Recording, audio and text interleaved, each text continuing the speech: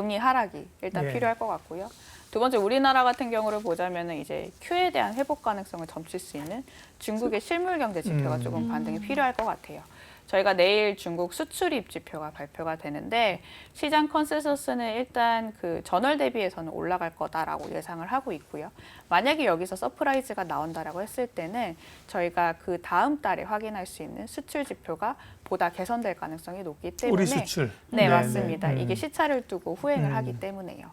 그래서 우리나라 같은 경우를 보자면은 뭐 외국인들의 수급 여건이 그렇게 나빠질 가능성은 크지만은 않을 거는 같습니다. 네. 내일 1차적으로 한번 조금 지켜봐야 될 것 같고요.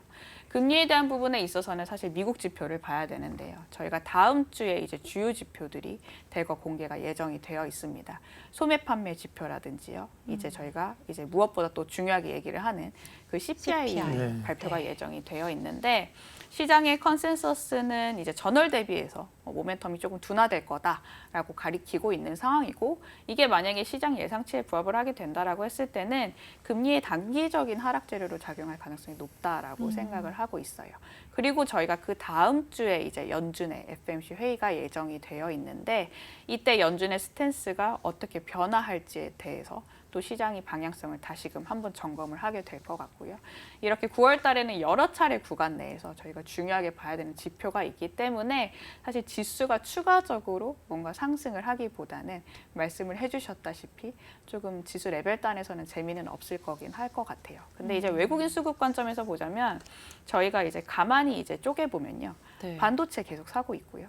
이제 다른 업종들을 조금 매도 압력을 강화를 하고는 있지만 일부 이제 그 이익 영향력이라든지 수출이 잘 나올 가능성이 높은 업종들에 대해서 여전히 외국인들이 유효한 시각으로 삼성전자 최근 사대요 외국인들이 네, 다시 많이 예. 사고 있습니다. 예. 오늘도 아마 제가 샀던 걸로 기억을 하는데요. 네. 그렇기 때문에 이 삼성전자를 사는 거는 크게 두 가지 의미가 있잖아요. 삼성전자의 그러네요. 개별 이슈도 나흘 있긴 연속 하지만요. 순매수했네요. 예. 네, 오늘까지. 맞죠. 네.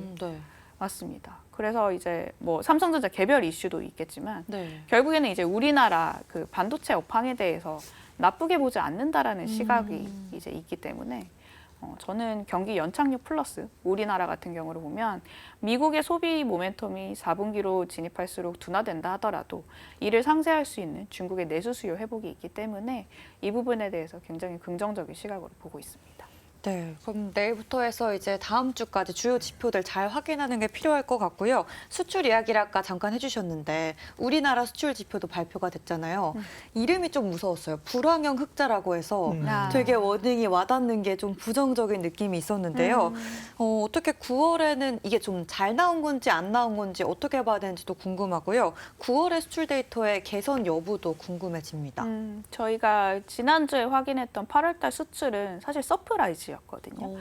20일 잠정치 수출과 저희가 최종적으로 확인하는 그 월별 수출을 저희가 대표적인 수출 지표로 확인을 하는데요. 네. 저번 달 말에 이제 저희가 확인했던 20일 수출입 잠정치는 사실 그렇게까지 개선되는 흐름이 안 보였었거든요. 전년비해서 한 마이너스 15% 정도였어요. 그래서 사실 저번 주에 나올 최종적인 수출 지표도 그렇게 기대감이 시장이 없었는데. 기대감이 없었는데 네. 시장 컨센 대비해서 절반 수준으로 낙폭이 회복이 됐었거든요. 예. 마이너스 8%를 기록을 했기 때문에 불황형 흑자 구간인 거는 맞지만요. 이거를 개선할 수 있는 여력은 충분히 가능하다라는 거를 이번 달 수출을 통해서 확인을 한 것 같고요. 수출 물량 지수도 보자면은 사실 반도체 업황 중심으로 지금 개선이 두드러지고 있는 상황입니다. 그리고 아까 제가 서두에서도 말씀드렸다시피 이번 달에 중국의 내수 관련된 지표들이 이제 바닥을 찍고 시장 예상치를 상회하거나 오히려 이제 절대적인 수치가 시장 예상치에 부합을 하게 된다라고 했을 때는 우리나라 수출 지표도 그 0%를 터치할 가능성이 적어도 10월에서 11월 사이는 가능성이 높은 것으로 생각이 들고 있고요. 그렇게 된다라고 했을 때는 뭐 외국인들이 우리나라를 바라봤을 때 불황형 흑자에 대한 시각으로 좀 바라보지는 않을 것 같다라고 생각은 하고 네. 있습니다. 불황형 적자보다야 불황형 흑자가 그래도 그나마 네. 낮고 이 수출 데이터가 이제 좀 돌아설 기미가 보인다는 말씀이 반갑고요. 네. 미국 경제는 어떻습니까? 미국도 뭐 한동안 골디락스 얘기 나오다가 그런 얘기 좀 안 나왔는데 골드만삭스가 미국 경기 침체 확률 가능성을 낮췄다.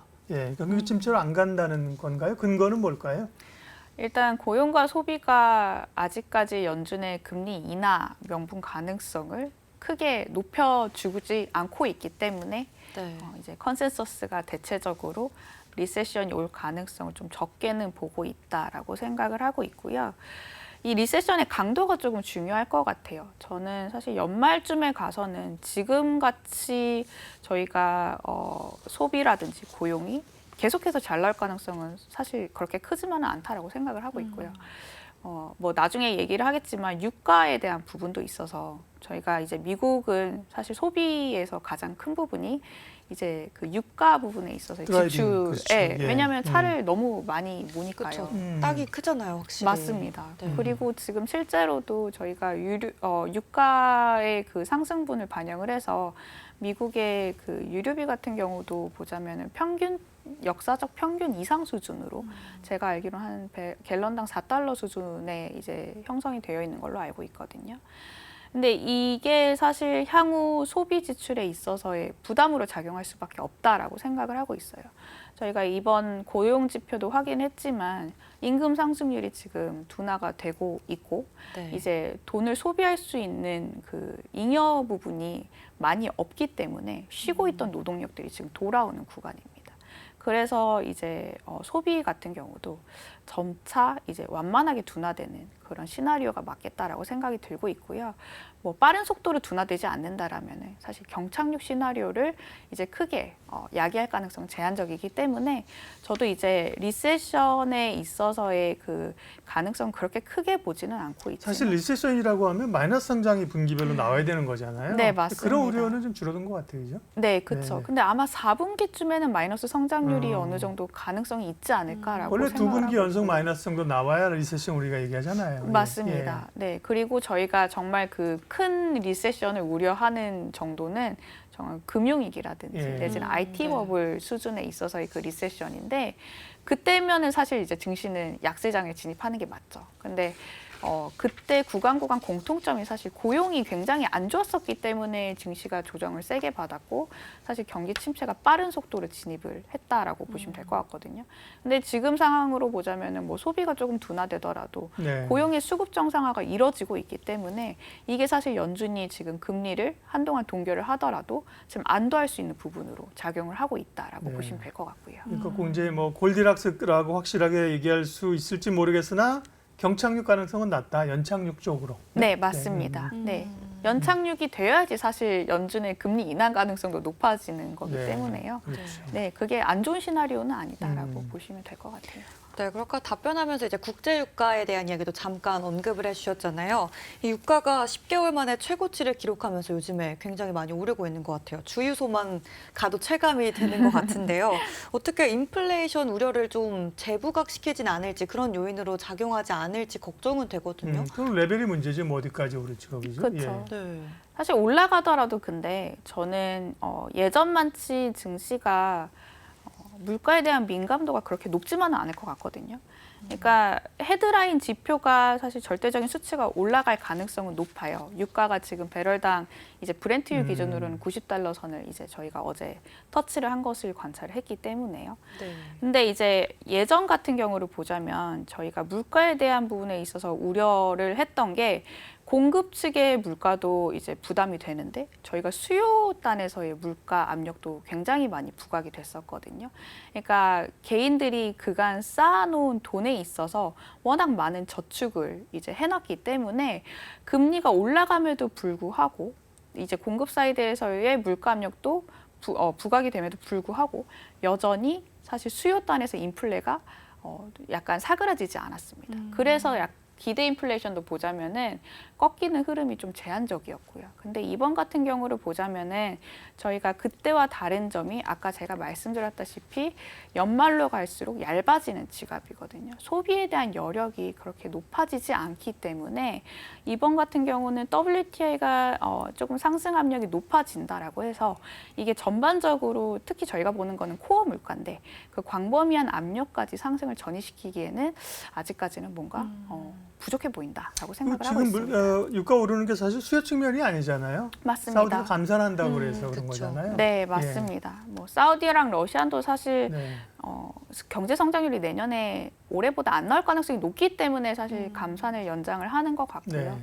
그래서 유가가 단기적으로 빠질 가능성 그렇게까지는 크지만은 않은 것 같아요. 그 올해까지는 어떻게 계속 이렇게 올라가는 추세가 국제 유가가 지속이 될까요? 어떨까요? 네, 저는 이 수준에서 조금 더 레벨을 높이거나 아니면 이 수준에 횡보하거나라는 거에 대해서 무게를 두고 있는데요. 아무래도 이제 공급 측의 부담, 말씀을 해주셨다시피 사우디와 러시아가 추가적으로 공급을 늘릴 가능성은 당장은 제한적이고 균형 유가가 대략적으로 한 8, 90달러 선에 형성이 되어 있거든요. 그리고 수요단에서 보자면 중국이 지금 움직이고 있기 시작을 하고 있습니다. 그래서 사실 그 하락에 대한 재료를 찾으려면은 급격한 리세션이 발생하지 않는 것 외에는 유가는 사실 올라갈 여지가 좀 더 크지 않을까 생각을 하고 네. 있고요. 통상 한 60에서 80달러 정도 선 밴드를 생각했는데 조금 올라간 거죠, 그죠? 그렇지 네. 뭐 위로 한 90 정도 열려 있지만 그렇다고 뭐 100달러 이상 가게 되면 사실 이제 또 위기가 오는 건데, 그죠? 그러니까 뭐 100달러는 네. 조금 부담일 거니까. 그렇게까지는 안 갈 것 같고요. 네. 네. 중국 얘기 좀 하겠습니다. 미국에 비한 문제는 역시 좀 애결을 만만디로 가는 것 같습니다. 이게 중국 정부 말을 잘 듣는 기업이래요. 기부위안. 그래서 기부위안을 안 죽인다, 그죠? 힘드니 해준다고 누가 중국 전문가 그러시던데 보면 이제 그 문제는 어쨌든 해결을 좀 해나가는 것 같은데 중국 내부의 경기 상황. 그 원로들이 시진핑 주석 없는 자리에서 왜 지금 이러느냐 막 그랬더니만 또 시 주석이 또 없는 자리에서 왜 나한테 그래? 이런 내부적인 갈등도 많이 있다는 거예요. 중국 상황, 그다음에 우리가 기다리는 부양책이 뭐가 나올까, 언제가 나올까 계속 보고 있는데 중국 얘기 좀 해주세요. 뭐 언제 시점을 뭐 단언을 할 수는 예. 없겠지만 저희가 일단 1차적으로 부동산에 대한 고비를 넘겼고 이제는 보다 중국이 좀 더 심각하게 인식을 하는 것 같아요. 이제 경기 상황에 대해서. 그래서 이제 부동산 대책 같은 경우도 보자면은 사실 꿈쩍도 안 하다가 최근에는 이제 그 개인들이 그래도 안심하고 조금 주택에 대한 그 수요가 이제 나타낼 수 있게 뭐 예를 들면은 금리를 인하한다든지 아니면은 계약금에 대한 부담을 낮춘다든지 이렇게 부양책을 계속해서 조금씩은 쓰고 있는 상황이거든요. 그래서 중국에 대한 부동산 리스크는 제가 뭐 중국 전문가는 아니지만 고비는 넘겼고 정부가 예의주시하는 부분이기 때문에 저희가 어떻게든 이제 방어를 할 것 같다라고 이제 생각을 하고 있고요. 다행히 이제 그 해당 이슈는 좀 시장의 시스템 리스크로 전이될 가능성을 그렇게 저희는 반영을 하고 있지는 않은 것 같아요. 반면에 이제 저는 WTI가 상승하는 게 오히려 이제 중국 내부적으로 이제 소비 관련된 부양 정책에 대한 기대감이 좀 깃들고 있다라고 생각을 하거든요. 그래서 최근에 이제 나중에도 말씀을 드리겠지만 우리나라의 그 중국 소비 관련된 테마 업종들도 영업이익률 추정치가 인프라 대비해서 최근에 조금 빨라지고 있습니다. 그래서 이 부분에 대해서 추세적으로 뭐 소매 판매 지표라든지요, 아니면은 관련된 저희가 그간 이제 생각만치 못 나왔던 실물 경제 지표로 반영이 된다라고 했을 때는 오히려 이번에 중국에 기댈 수 있는 테마는 인프라 관련된 테마보다는 연말까지는 중국의 소비 관련된 소비죠. 테마가 예. 좀 괜찮지 않을까라고 전략적으로 접근을 코로나 해봐도 될 때 것 워낙 같고요. 집에 가다 나서 소비를 못했기 때문에, 그죠? 네. 어떻게 지갑을 열게 하느냐가 소비가 중요합니다. 네, 맞습니다. 자산 가격이 일단 바닥을 잡기 시작을 했고요. 저희가 저축액이 사실 미국은 줄어들고 있지만 중국 애들은 저축을 워낙 많이 해놨기 네. 때문에 네, 실타는 있습니다. 소비 여력이 나와 있긴 하겠네요. 그렇죠. 네. 이제 쏘느냐 마느냐 약간 망설이는 구간이죠. 네. 네, 그래도 좀 기대를 해보겠고요. CPI가 다음 주에 발표기 때문에 그 이야기도 해보면 좋을 것 같은데요. 국내 같은 경우에는 이제 물가 상승률이 3%대로 상승을 했다고 하는데 어떻게 미국은 8월 CPI가 어떻게 발표가 될까요? 또 좀 올라갈까요? 어떨까요? 일단 헤드라인은 조금씩 올라갈 것 같고요. 9월 달도 사실 지금 WTI가 그 이후로 한 저점 대비해서 10%, 20% 상승을 했기 때문에 헤드라인은 사실 쉽사리는 떨어지지 않을 것 같아요. 근데 저희가 무엇보다 보는 지표는 사실 코어가 더 중요하기 예. 때문에 네. 코어의 절대적인 이제 하향 추세가 계속해서 이어지느냐 마느냐가 중요할 것 같고요. 다행히도 저희가 코어 같은 경우는 8월 달, 9월 달, 10월 달로 넘어가면 넘어갈수록 절대적인 수치는 낮아지게 됩니다. 한 4% 중반에 머물 가능성이 높고요. 네. 근데 뭐 사실 연준의 목표치는 아직까지는 미치지 못하기 때문에 연준이 사실 물가에 대해서 별다른 완화적인 코멘트는 하지는 않을 것 같아요. 그래도 다행인 거는 만약에 그렇게 물가 지표가 발표가 된다면 저희가 11월 달에 추가 한 차례 금리 인상 가능성을 적어도 한 30%는 여전히 열어두고 있는 상황이거든요. 이게 조금 옅어질 가능성이 있지 않을까. 그러면은 금리 하락으로 자연스럽게 이뤄지면서 증시가 조금 더 지금보다는 좀 개선된 그런 그 수급 환경이 마련되지 않을까라고 생각을 하고 네. 있습니다. 네. 다만 시장은 제한된 흐름에서 이제 종목 장세가 나타나고 있는데요. 전략 좀 알려주세요. 관심 업종도. 네, 일단 아까 제가 말씀을 드렸다시피 시장이 주목하는 부분은 지금 경기 모멘텀이 조금 꺾이고 있는 상황에서 살아남을 수 있는 기업들에 많이 집중을 하게 되는 것 같고요. 저희가 우리나라 이제 영업이익 기여도를 보시면요. 2023년에는 반도체가 사실 기여도가 크지 않아요. 왜냐하면 적자 기업들도 일부 있고요. 근데 2024년에 가서는 반대급부로 이제 기여도가 점차 높아지게 됩니다. 최근에도 기여도가 굉장히 크게 높아지고 있기 때문에 결국에는 이제 반도체를 왜 외국인이 사냐? 이익으로 연결이 될 수 있을 것 같고요. 그래서 저는 최근에 밀려도 사고 사실 올라도 사고 사야 된다라고 네. 조금 강력하게 말씀을 드리고 있어요. 뭐 삼성전자 개별 이슈도 껴있긴 하지만요. 그리고 그 외에 아까 제가 말씀드렸다시피 중국 관련된 소비 테마들 보시면요. 뭐 미디어라든지 아니면 화장품, 의류 이런 관련된 업종들이 최근에 한 달 사이에 코스피 대비해서 영업이익률 추정치가 개선 속도가 좀 빨라지고 있거든요. 근데 이런 업종들 보면은 저희가 연초에 코스피를 굉장히 언더퍼폼하는 업종들이었습니다. 그러니까 주가적인 측면에서도 사실 크게 부담이 없기 때문에 네. 외국인들의 그 매매 패턴도 보시면요. 조금씩 사들이고 있는 거를 확인을 하실 수가 있을 것 같고요. 따라서 이제 중국 경제 실물 지표 반등에 조금 보다 가능성을 높인다면 중국은 관련된 테마 업종들을 이제 접근을 해보자라고 말씀을 드리고 있습니다. 네. 상대적으로 강했던 쪽이 이제 AI나 로봇 이런 쪽이잖아요. 그런 네. 쪽은 이제 조금 차분하게 사기에는 좀 가격 부담이 있는 건가요? 단기적으로는 워낙 또 변동성이 심하기 예. 때문에요. 저는 이제 그런 쪽보다는 오히려 이제 현금 흐름이 우수하고 내지는 현금성 자산이 보다 확보가 되면서 증시가 이제 상단에 대한 기대감이 조금 제한적일 때 네. 좀 방어력이 높을 수 있는 업종을 추천을 드리고요. 그래서 IT 관련된 업종들도 뭐 중소형주 일부 업종들보다는 오히려 대형주 업종 위주로 추천을 드리고 있습니다. 네.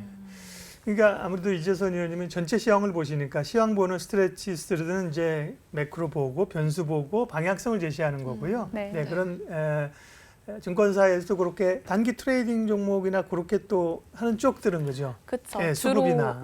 테마를 맞아요. 많이 보죠. 네. AI라든지 로봇 관련된 그러니까요. 테마 네. 중에서 유망 기업들을 또 이제 바텀업 측면에서 많이 보기도 하고요. 네, 네. 그런 쪽도 있고 접근법이 조금 달라서 이제 네. 그런 겁니다. 네. 예, 이재선 위원님과 함께 이번 주 전략까지 마무리를 했고요. 저희는 이제 가겠습니다. 네, 알겠습니다. 오늘도 좋은 이야기 감사드리고요. 두 분 얼른 퇴근해 보시죠. 감사합니다. 네. 이로운 경제 채널 EBC